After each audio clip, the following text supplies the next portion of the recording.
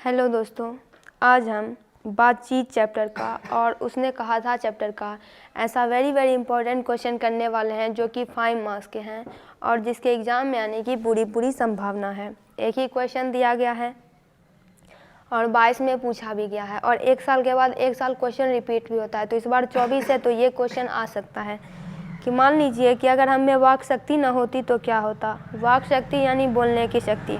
इस निबंध के आधार पर उत्तर देना है। आप इसको अपने मन से भी लिख सकते हैं, बहुत सिंपल है।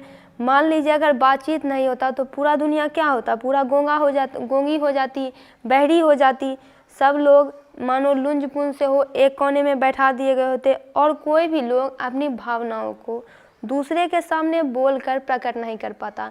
कुछ लोग हंसते हैं तो दूसरे को लगता है, सामने वाला सुनता है, नहीं ये खुश है।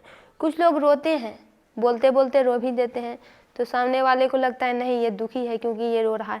अगर ये होता ही नहीं तो क्या होता, बहुत ही विकट स्थिति हो जाती और आदमी कुछ नहीं कर पाता, ना कुछ कह पाता, ना कुछ सुन पाता। दूसरा चैप्टर है, उसने कहा था, ये चंद्रधर शर्मा गुलेरी के द्वारा लिखी गई है। ये ऑब्जेक्टिव में पूछा जा सकता है। क्वेश्चन है कि लहना सिंह का चरित्र चित्रण करें। तो ऐसा नहीं है कि हम ये जो पूरा दिया हुआ है इसका प्रत्येक लाइन याद कर लें। हम इसको अपने वर्ड्स में लिखेंगे कि ये जो कहानी है जो चंद्रधर शर्मा गुलेरी के द्वारा लिखी गई है, ये उसमें लहना सिंह एक अहम पात्र है। लहना सिंह पेशे से क्या था, तो एक सिपाही था। वो इस कहानी का मुख्य पात्र और नायक है। वो सूबेदारनी से बचपन में सूबेदारनी के प्रति आकर्षित हुआ था। सूबेदारनी से वो सच्चा प्रेम करता था और अभी भी ऐसे एविडेंस हैं आपके चैप्टर में जो ये बताते हैं कि लहना सिंह अभी भी अविवाहित है। एक सिपाही था तो इसका मतलब है कि वो बहुत बहादुर और निडर भी था। यहाँ पे कुछ शब्द दिए गए हैं और उसके बाद बहुत चालाक भी था लहना सिंह। एक बहुत होशियार था एक सिपाही के तौर पर, क्योंकि उसने लेफ्टिनेंट साहब को पकड़ लिया था।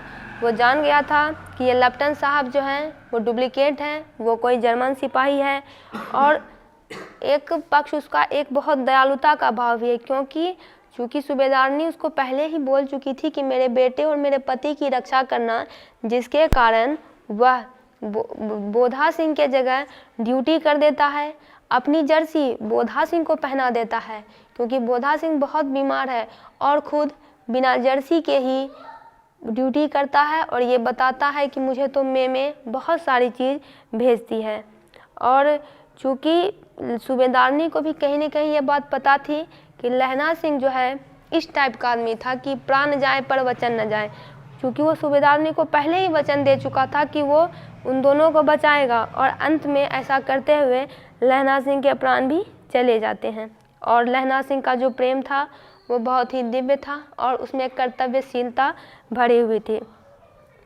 पूछा जा रहा है कि उसने कहा था कहानी का शीर्षक सटीक है, आपसे पूछा जा सकता है, या फिर नहीं तो आप इसके लिए कोई और टाइटल सुझाइए।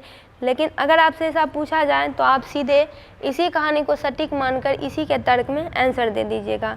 बिल्कुल सटीक है, सार्थक है, सटीक है और प्रासंगिक है। नायक के व्यक्तित्व को उजागर करती है। नायक का व्यक्तित्व कैसा है, ऐसा है कि जब वो किसी को वचन दे देता है तो पीछे हटने का ऑप्शन नहीं है। बालपन में सूबेदारनी से उसकी भेंट हुई थी, बाद में युद्ध में जाने से पहले भी एक बार भेंट हुई थी और सूबेदार और बोधा के प्राण बचाने के लिए सूबेदारनी ने कहा था और लहना सिंह ने वचन दिया था। जब गोली लग गई तो लहना सिंह सूबेदार और बोधा को मेडिकल की गाड़ी पर भेज देता है और बार बार उसके मुंह से यही निकलता है कि उसने कहा था। यानी पूरी कहानी इसी चीज़ पर घूमती है कि उसने कहा था। उसने जो कहा था लहना सिंह ने करके दिखाया। दोस्तों, ये चैप्टर 1 और चैप्टर 2 का वेरी इंपॉर्टेंट क्वेश्चन आंसर है। आप इसको तुरंत स्क्रीनशॉट ले लीजिए।